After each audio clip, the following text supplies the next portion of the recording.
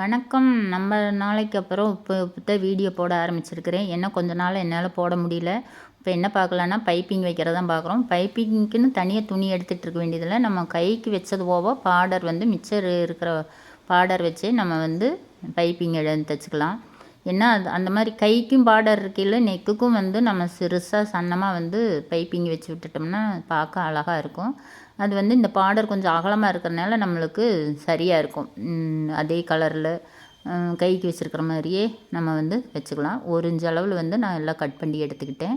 இதை வந்து நம்ம எல்லாமே ஜாயிண்ட் பண்ணி எடுத்துக்கலாம். என்ன இதை விட சின்ன பார்டராக இருந்தால் ஒரு சைடு மட்டும் கைக்கு வச்சுட்டா ஒரு சைடு முழுசாக இருந்ததுன்னா 3 ஜாயிண்ட் போட வேண்டியது இருக்கும்.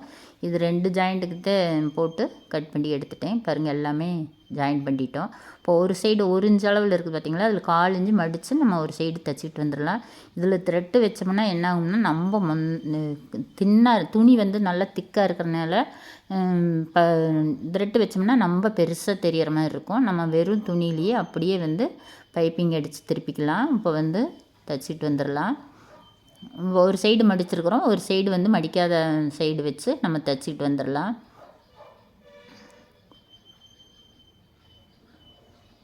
இப்போ ஒரு சைடு தைச்சி முடிச்சிட்டோம்.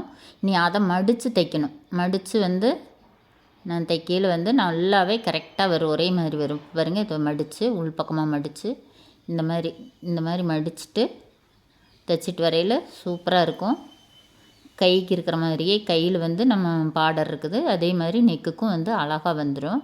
நான் தைச்சி காட்டுறேன் பாருங்கள். நம்ம இதுக்குன்னு போய் துணி கடையில் போய் இந்த சேரீ கலரில் பார்த்து தேடிக்கிட்டு இருக்க வேண்டியதில்லை. இந்த மாதிரி பார்டர் வர்ற ப்ளவுஸ்க்கு பூரா நம்ம ஈஸியாக பைப்பிங் வச்சு கொடுத்துடலாம். ஏன்னா கைக்கு பைப்பிங் வைக்க வேண்டியதில்லை. அதனால நெக்குக்கு மட்டும்தான் பைப்பிங் வைக்கிறதுனால நம்ம ஈஸியாக பைப்பிங் வச்சு கொடுத்துடலாம். இங்கே பாருங்கள் எவ்வளோ அழகாக வந்திருக்குதுன்ட்டு. வேறு துணிகளாக இருந்தால் கூட சில்க் காட்டன் துணினா கூட சுருக்கு வரும், இழுத்துட்டு அங்கங்கே சுருக்கு இருக்கிற மாதிரி இருக்கும். த்ரெட்டு வச்சோம்னாத்தே அதுக்கு அழகாக வரும். இது வந்து த்ரெட்டே வைக்காமல் சுருக்கு இல்லாமல் எவ்வளவு நீட்டாக எப்படி வந்திருக்குது பாருங்கள். இப்போ இதெல்லாமே பார்க்குறதுக்கு எவ்வளோ அழகாக இருக்குதுன்னு பாருங்கள். இந்த மாதிரி நம்ம வந்து ஈஸியாக வச்சு கொடுத்துடலாம். நீங்களும் புதுசாக பழகிறவங்களாக இருந்தாலும் ஈஸியாக வச்சு தைக்கிறதுக்கு இது ஒரு நல்ல ஐடியாவும் இருக்குது. நீங்களும் தைச்சி பார்த்துட்டு எனக்கு கமெண்ட் பண்ணுங்கள். நன்றி, வணக்கம்.